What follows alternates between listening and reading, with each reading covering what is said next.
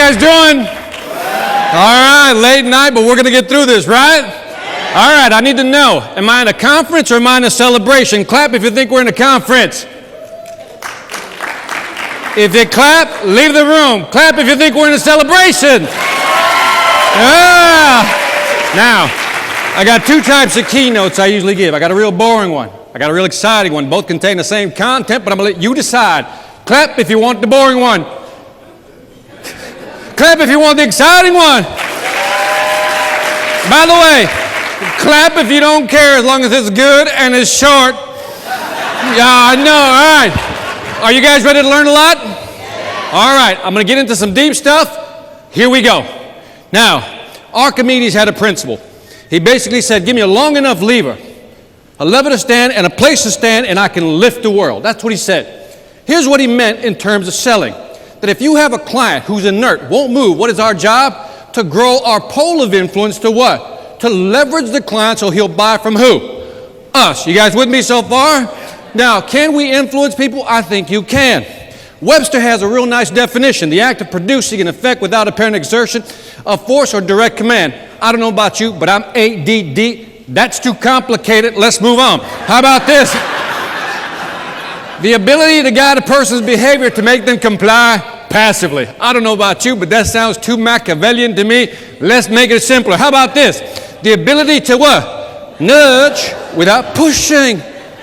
People don't like to be pressured into buying. Would you agree with that? So what are you going to learn today? How to what? Yeah. All right. Several years ago, I started looking at the world of selling. And here's what I discovered. 98% of all the books you'll buy at Barnes & Noble, on Amazon, are dedicated to what? How to sell. And there's three categories. Strategic, right? How to approach a market, a customer. Then there's what? Tactical, face-to-face, belly-to-belly conversations we have with our customer, B2C type. Then you have the what? Psychology of selling, the motivation, woohoo, stay positive. What I noticed that there was a gap in the market. Nobody's looking at the other side of the equation because the buyer today is less trusting, less loyal, more demanding, and more price sensitive. And unless we know how to nudge them, we're not going to sell them. So I looked at the other side of the equation, which is how to buy.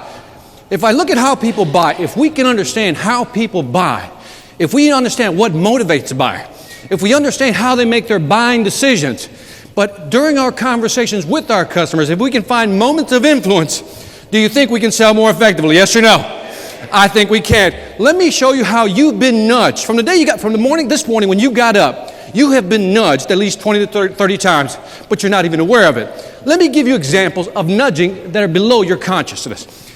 Did you know that when you walk into a store for the first time, look at a big store like Target, they leave 10 feet of space in front of that door? Why? Studies have shown consumers need at least that much space to orient themselves before they decide which way to go. When most people walk in a store, did you know that they will walk to the what? Right, which means that the most valuable piece of real estate in any store is where? Off to the right. Did you know that consumers have a velocity? Did you know that if you have a narrow aisle, you will walk faster? If you have a wide aisle, you will actually slow down. Don't believe me? Next time you go to an anchor store like Macy's or Nordstrom, notice what happens when you walk past the what? Perfume section. It opens up. The jewelry section, it opens up. Did you also know that there's something called an interception rate? What is that? You ever have somebody come up to you in a store and go, can I help you find something? Well, here's the reason they're asking that question. By simply asking that question, studies have shown that your sales will go up 30%. Register that because that's why they're asking you. Do you believe that we're impulse buyers? Yes or no? Absolutely. Where do they put the milk? When you walk into a grocery store, where do they put the milk? All right, whoever said refrigerator, thank you for the obvious. Where do they put the milk? They put it in the what? In the back. Put the meat in the back. They put everything in the back. Why? Because they want you to what? Walk down the aisle. When you come back, you see some cookies, some donuts, and you like that. We're impulse buyers. Now, let me ask you a question. When it comes to options, what do you think most people would choose? When they look at this option right here, the big burger versus a small burger, studies have shown that most people will choose which burger? The small one. Apparently, some of you are real hungry right now. Most people will choose the what? Small one. Now, but if I wanted to convince you to buy the big one, should I sell the feature? Should I sell the benefit of that big burger? Should I give you the value proposition of the burger? No, no, no, no, no. Here's what I'll do to nudge you to eat that burger. What I'll do is insert a third one.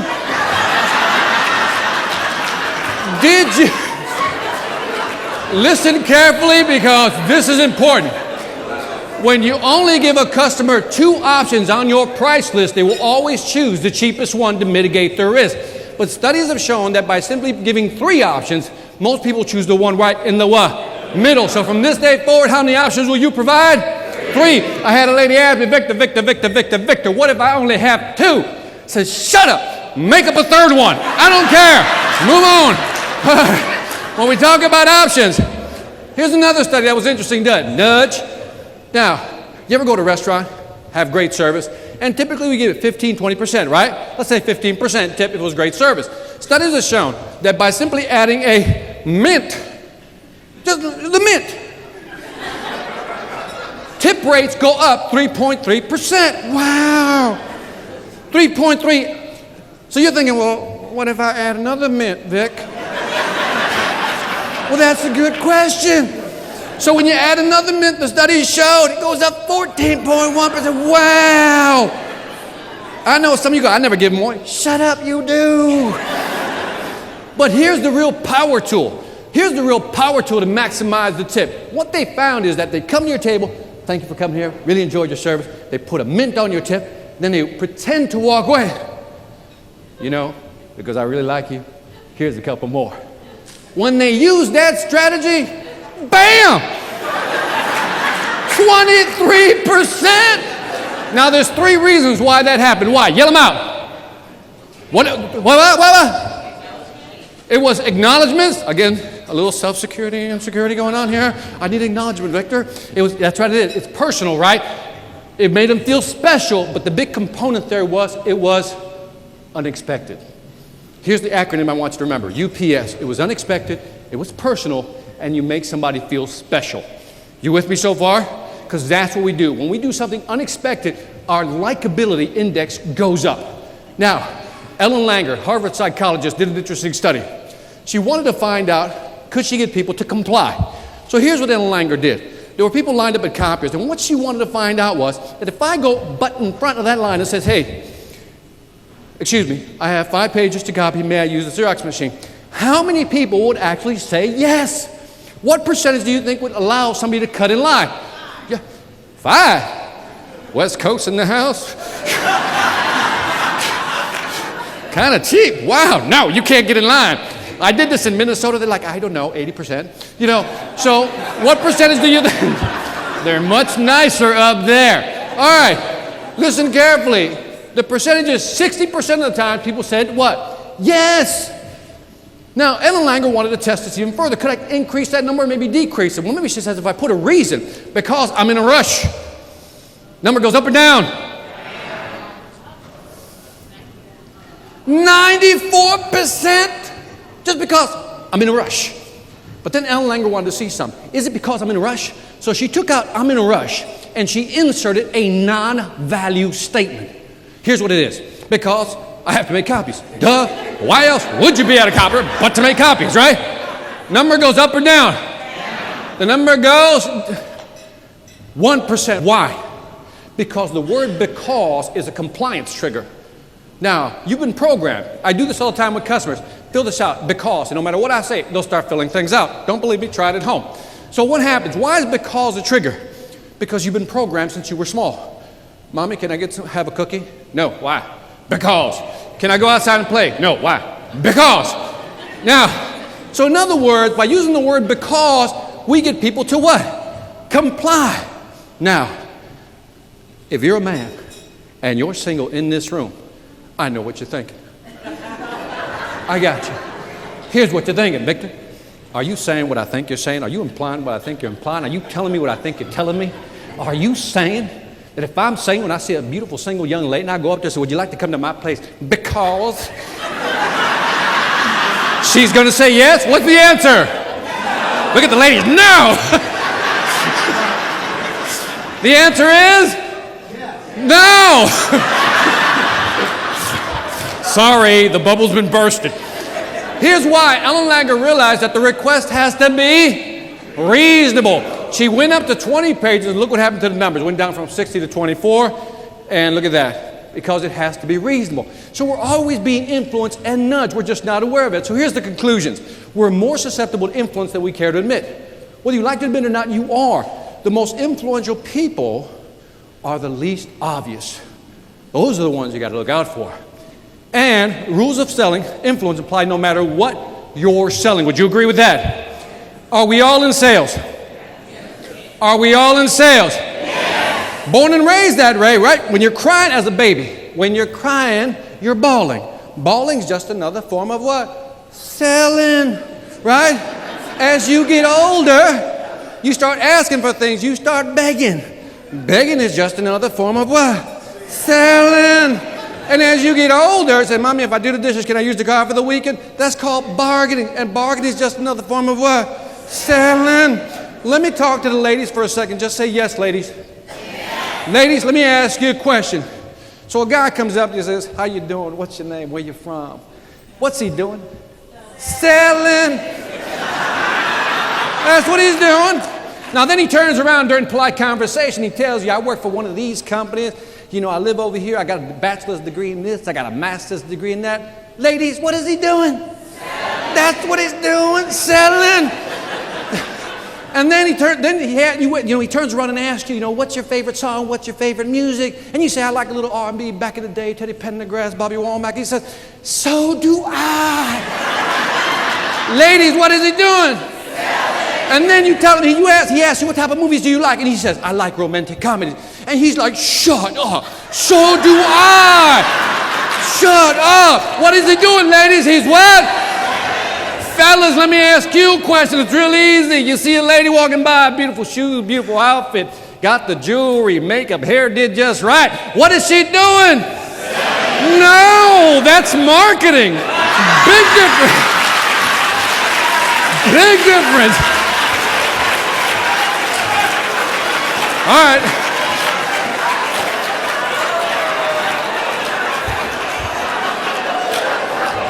That is beyond the scope of this conference. All right? But it's all selling. Now, I want to teach you an application today. I call it the Killer Sales App. You guys ready to learn this? That if you learn this strategy, you will be more effective at selling. Are you ready for it? All right, here it comes. Let me ask you a question. Which is more powerful, the fear of loss or desire for gain? You sure? Then why is it that we've been taught from day one, sales 101, sell the feature, sell the benefit, sell the value, right? Feature, benefit, advantage, value. Feature, benefit, advantage, value. But we never talk about selling the what? The loss. Now, many years ago, there was a guy in the 1960s by the name of Ernest Dictor. Many people have never heard of Ernest Dictor. Ernest Dictor is the true father of motivation research. When I say motivation research, I'm not talking woohoo motivation. I'm talking consumer behavior. And he came up with a phrase that went like this. In order to make people motivate them, we must make them constructively discontent. Now think about how powerful that line is. First time I saw it, I was kind of confused. We must make people constructively discontent. So we must make people constructively unhappy with what they have so they will buy from who? Us. In other words, if a customer is satisfied with what they have, they will not buy from you. So our job is to make people what? Unhappy. Wow. So how do you do that? Give you an example of what I mean by constructively discontent. Remember back in the day, the record player? We had 33s, we had 45s, we had...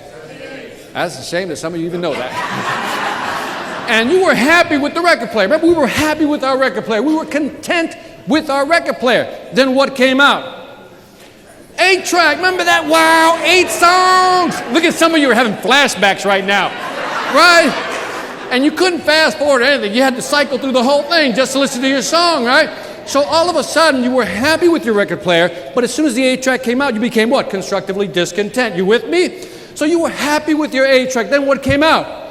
The audio cassette. You're like, wow, smaller, and I can fast forward, and I'm constructively discontent with my 8-track. I will move over now to the what? The cassette, and I'm happy with my cassette. Then what came out? CD. Did people move over? Not immediately. Something interesting happened. See, in the consumer's mind, they had never seen a CD. They said square versus round, square, round, what's the difference? And at that very moment, the marketing people went to work on your brain. They came up with a new phrase called high fidelity. Now, the marketing people were smart. They went ahead and defined it for you. They didn't give you a technical definition. Here's what they said. What is high fidelity? I want you to go back and listen to your audio cassette. In the background, you're going to hear, you won't hear that with a CD. Really? What do? You go back home? You're like, oh, where did that come from? Right? But the interesting thing, it was always what?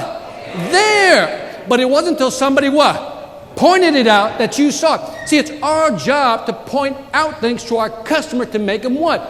Unhappy. That's what we want to do. But sometimes clients don't see it. For example, when you buy a car for the first time and you get on the highway, what do you start noticing? That car. You ever notice that had that effect? Now, what happened? Did everybody go the night before and buy the same car? Somebody sprinkled pixie dust on the highway? No, they were always there. But you never saw them because your brain wasn't what? Focused on them, okay? So our job is to what? Point out why something is not as good as what? Our stuff. Now, here's another, by the way, we then went to the iPod. How did they convince us to go over to the iPod? What did they say? Right? You don't have to storage. You can now carry 2,000 songs with you, on and on and on. Now, we went to the what? So now we're discontent with the iPod, and now we went to the what? The iPhone. Now where do they want us to store our music? In the cloud. They keep nudging you along. So in other words, are you understanding what I'm saying? We have to sell the loss if we want people to move over. You with me? Let me give you a tangible example. So I have a UPS box, right? So post office is where I get my mail. I've been doing this for like 3 years. About a year ago, I walk in. Sally's behind the counter. Know Sally very well. And so I said, Sally, I noticed the small ones, and I never asked about the small ones. I said, I'm paying $220 a year. I like to pay, how much is a small one? She goes, $160, Victor. And at that point, she can read my face. Because what am I thinking? $60, that's about 10 to 12 lattes for me, right? We're in a recession, might as well squeeze everything I can out of this, right? Now, she saw that in my face. And then I saw that look in her eye. You know that sales look that you're about to be sold? It's like you hear that Clint Eastwood thing in the background. Because you know you're going to be sold, right? You're about to be sold. I said, okay, here comes the sales pitch. Here it comes. Here comes the sales pitch. Here's what she's going to say. Victor, bigger is better. It's easy access. It's more convenient. You don't have to pick up your mail for 2 to 3 weeks. Mailbox won't get jammed. Letters won't get crushed. And your box can handle packages, Victor. That's why you want to stay with the big mailbox. But that's not what she did. Oh, no. Here's what she did. She said, Victor, you can go ahead and change the mailbox, get a small one, but you got to change your address. And if you got to change your address, it means you got to change the information on your business cards. If you have to change the information on your business cards, now you have to change the information on your website. Then you have to change all the information on your promotional material, and you have to contact your clients and let them know your address changed. When you add all that up, how much time and money is that going to cost you? Man, I looked her dead in the eye and said, shut up. Just renew it. All right, we're selling the what? The loss. All right, you with me? All right, one more. By the way, I want to show you my appreciation. Can I show you my appreciation? It's easy to stand up here and say, I appreciate the opportunity to be here, but I want to show you my appreciation. Now, I've written 8 books on sales. So take your pick depending on what your pain is, different books on sales. I've also written 2 books on motivation, and I got 2 fictional novels, one on business ethics and one on sales. Now, I also have a documentary that I put out. It's been nominated for many times for film festivals. It actually won 1 International Film Festival award. Thank you very much. Appreciate that. And it's on my favorite topic. Who's that? Me. So here's what I'm going to do. What I'm going to do, I'm not going to sell you any of this stuff, because a lot of you have spent some money to get here on airline and registration fee. So what I'm going to do is I'm going to give this to you. So here's what I'm going to do. You don't have to give me anything. Write down that link right now. VictorAntonio.com/NSN. No email required. I absolutely require nothing from you. Download, enjoy the information. There's a lot of great stuff in there that'll help you increase your sales. Is that cool, yes or no? And I thought I'd throw in the bonus. Ryan, write that thing for him. Oh, yeah. Oh, this is Victor Antonio. another sales and right. introduction. Coming at you live with my first sales rap. Sales appeal. Oh yeah. Check it What out. you thinking? I sell in Victor, the you got east. it like that? I sell in the Oh, west. got it like I sell that. to the You world got it. because So I'm the best. you get that too. Now you're wondering, why am I giving you all this stuff? One reason. Listen carefully. I need you to focus on what I'm about to say. There's only one reason I came here today. It's because I love you. All right, good enough. All right. Thank you, thank you. Some of you looked at me like, I don't know what to do with the love, Victor. Okay. All right. Now, I always get the questions of Victor. Victor, really, there's a big gap in your introduction, basically. How did you go from food stamps, government cheese, powdered milk, to president of sales and marketing of a $420 million company? What I'm about to do right now is share with you my 3 ingredients for my secret sauce. You guys ready for this? Now, I don't usually share this with just anybody, but I'm going to share it with you. Why? Because you got it. All right. All right, rule number 1. You ready to write down? Rule number 1 is you got to ask. You got to ask. Are you with me so far? Many years ago, I was driving with my wife. Now, I've been married 24 years. Give it up.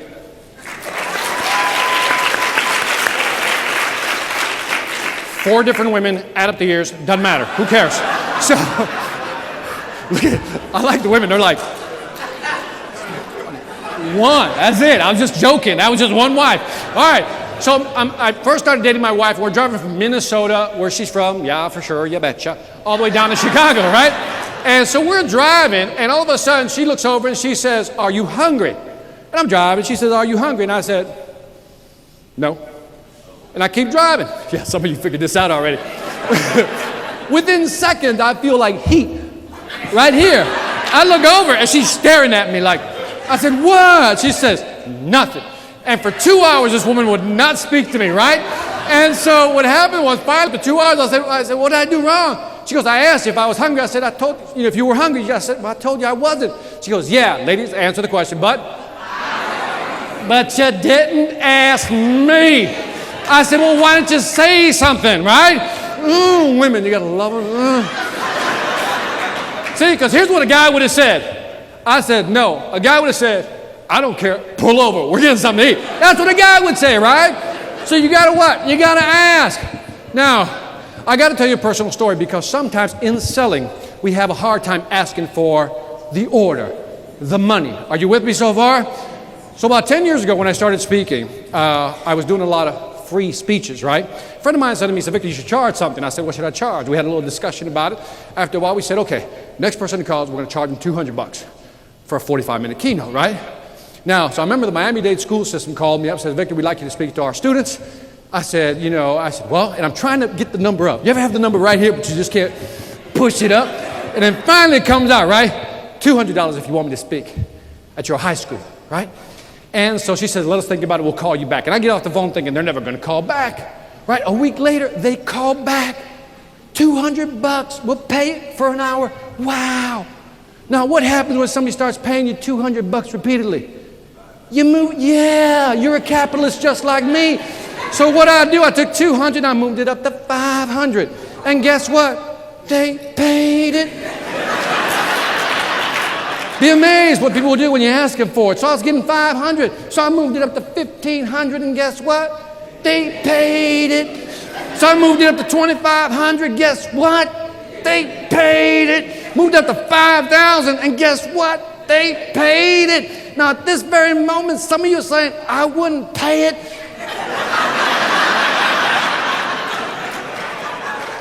To you, I say, don't hate the player. Hate the game. Don't hate. That's all I'm saying. So, 5,700, 7,000. Today, I price out at $10,000. Man, you gotta ask. Now, so when David Richardson calls me up, says, "Victor, would you like to come speak at NSN?" What did I say? $10,000, and guess what? He didn't pay it. He didn't pay it. Didn't pay it. That tells you two things. David is a better salesperson than I am because I'm here for free. Second, if you don't like my speech, I don't care because nobody paid me. All right. Thank you. All right. All right. By the way, rule number 2. First rule is you got to ask. Rule number 2 is you got to know how to ask. So we're living in Miami. I just bought myself a brand new Volvo. Don't judge me. So I go into the gas station, right? And so I go to swipe my credit card, but the pump's not working. The credit card machine's not working, right? So I have to go inside. So I go inside this store, inside the store, and there's 2 people in front of me, and I'm waiting because I want to go. I want to go. I'm in Miami. I want to go. Now, it's funny. I got to tell you a story. I'm living in Atlanta, Georgia right now. By the way, Mecca Moore, ATL, NSN, holla. Yeah. They were gracious enough to let me speak at their event. Thank you very much. So we're living in Miami, just a small story, and then we moved to Atlanta, Georgia. Now, I notice there's a difference. See, in Miami, people talk real fast, right? In Georgia, things begin to slow down quite a bit. And in Georgia, I realize that they have different sayings, right? Like if you're mad, somebody licked the red off your candy cane. Okay, I don't know what that means, right? If you're depressed, that means, man, you look like you're in low cotton. I don't know what this stuff means. So when I moved from Miami to Georgia, I'm still talking what? Fast, but they're talking real slow. So I'm talking to this one guy, and I'm talking. He says, whoa, whoa, whoa, whoa, whoa. Slow down, man, Victor. Listening to you, I feel like a monkey making love to a skunk. Now, at that very moment, my brain locks up. What does that mean? He says, man, I don't know if I had all I want, but I know I had all I can take. So, back to Miami. I'm living in Miami, so I'm lined up, 2 people, right? And I'm waiting for my turn. All of a sudden, I hear a small voice from the corner. Hey, mister, hey, mister. I look over, there's a 12-year-old boy, more or less, and he's saying, mister, and I'm like, me? He says, yeah, you. I said, what?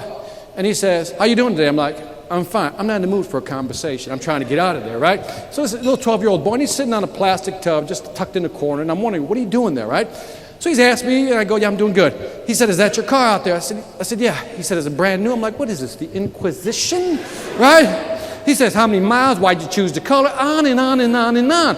And I'm, again, trying to what? Get out of the conversation, because I'm what? Want to pay and leave. Finally, he says something that I said, okay, here's my opportunity. He says to me, he says, mister, one day I hope to have a car just like that. And at that very moment, I saw my opportunity to end that conversation. I said, son, if you work hard enough, one day you will. Thinking that would be the end of that conversation. That very moment, the kid, without missing a beat, stands up from his plastic tub and says, sir, that's exactly why I'm here. Lifts the plastic tub to reveal these boxes of chocolates. He says, that's exactly why I'm here. He said, and I was wondering if you would like to buy a box of chocolates. What do you think I said? No! I know what you're so mean, Victor. Support the youth. I said, no! Without missing a beat, he says, well, if you're not going to buy a box, would you at least buy 1 bar? So I bought 2 bars because I have 2 kids. But it wasn't until I got home, drove and pulled in the driveway, I realized I got suckered by a 12-year-old. See, because here's what's happening. That kid used something known as the door-in-the-face tactic. Here's how it works. The first request is a bogus request. That's the high price. He knows you're going to say no to that one. What he wants to do is buy the target request, which was the bar of chocolate. You with me so far? So let me slow this down in slow motion so you get the psychology of why this happens. As soon as I said no, how do I feel? And at that very moment, when I feel bad, that little cobra strikes, right? At that moment, he what? He asked, would you at least buy a bar? Because the first request is the what? The bogus request. The second one is the what? Target request. Now, you could use this at home, because my wife does. She's read my books. So one day my wife says, we're going on a cruise, we're going on vacation. Now, when you've been married 24 years, you got to understand that when the wife says we're going on a cruise or vacation, guess where we're going? Roll over, submit, don't fight it, right? So she says, we're going on vacation. I said, I don't want. Well, she goes, let me just give you some options and let you think about it. So she comes back and she goes, okay, I found some prices. We're going to do this Mediterranean cruise. Mediterranean cruise. First question, guys, what do you ask? How much is that? She says, $4,000. I said, for us four? She looked at me like, you're so naive. $4,000 per. I said, $16,000. I'm not paying $16,000 to go to the Mediterranean. She goes, fine. Let's just do the Caribbean one. It's only $1,500 per. Fine, let's do that one. It wasn't until I walked away I realized I got suckered by my own wife. Never ask for what you want, always ask for more than what you want so you'll get what you want. You with me so far? All right, you with me? So rule number 1 is you got to ask. Rule number 2 is you got to know how to ask. Listen carefully. I'm about to give you the secret ingredient, the last one.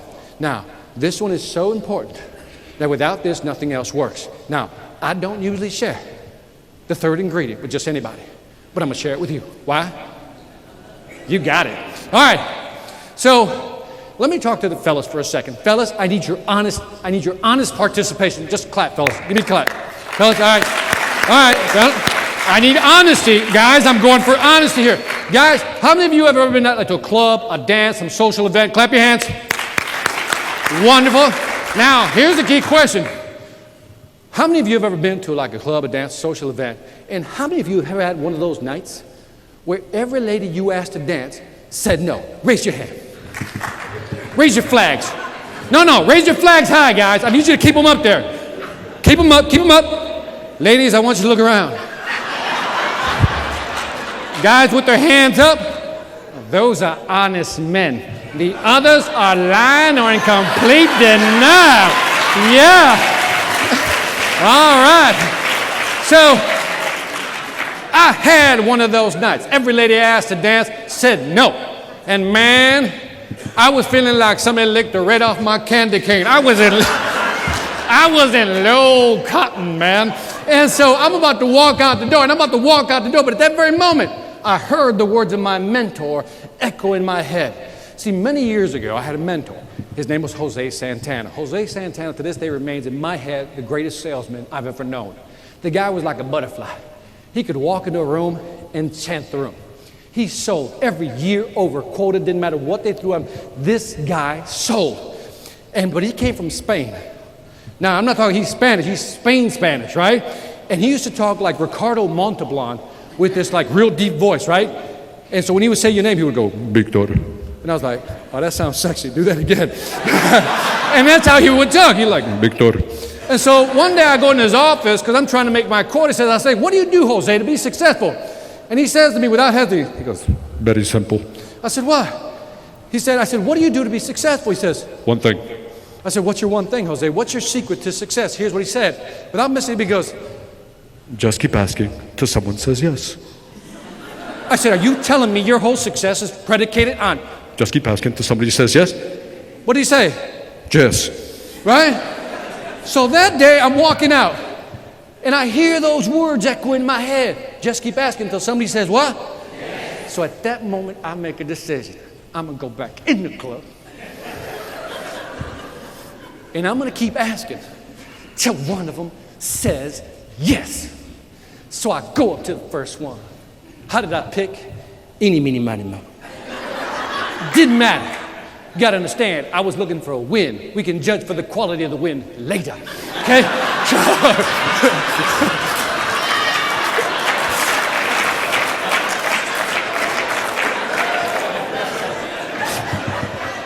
I can see I lost half the ladies in the audience now. So I go up to the first one, would you like to dance? She said no. I said next. Now, let me be clear before I really get in trouble with the ladies. I didn't say next out loud, okay? Up here, she said no. I said what? Next. Went to the second one. She said no. I said what? Third, fourth, fifth. She said what? No. I said next. Victor, just keep asking until someone says yes. So I went back, kept asking, and finally, number 14 says yes.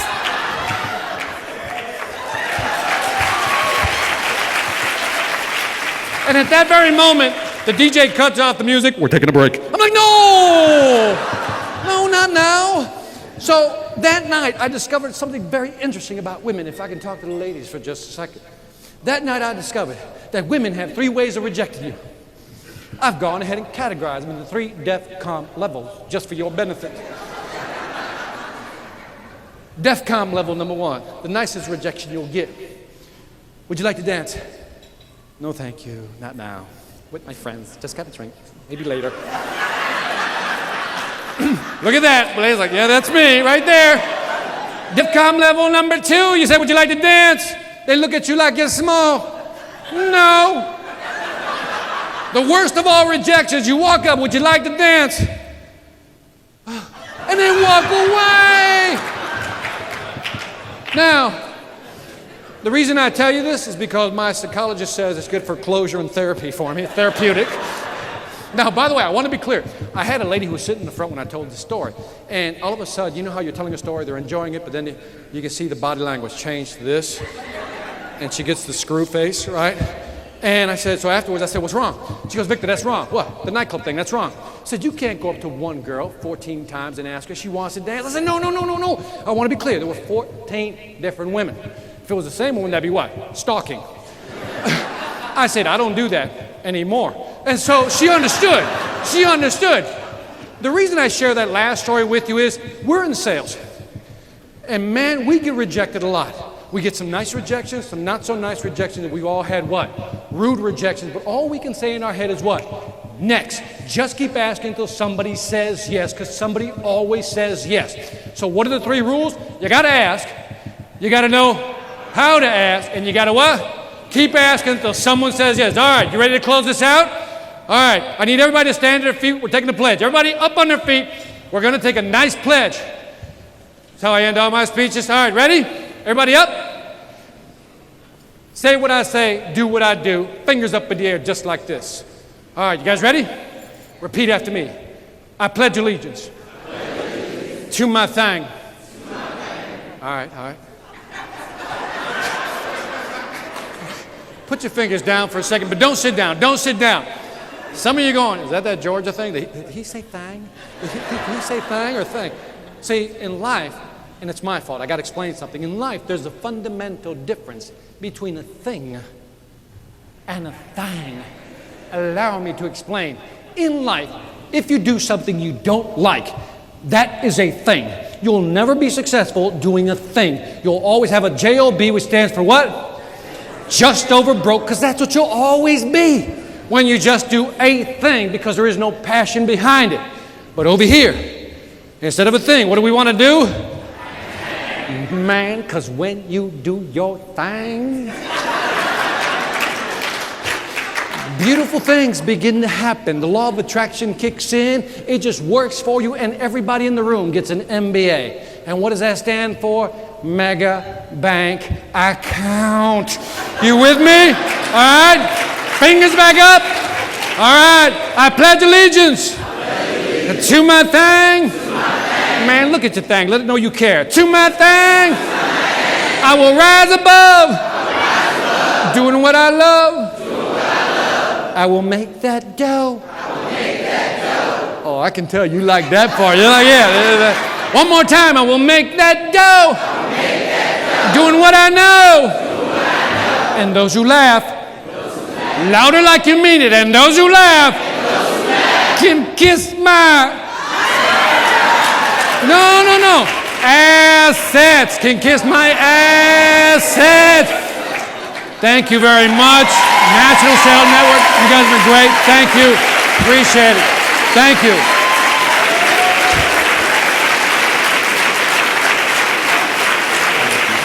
Thank you very much. Thank you.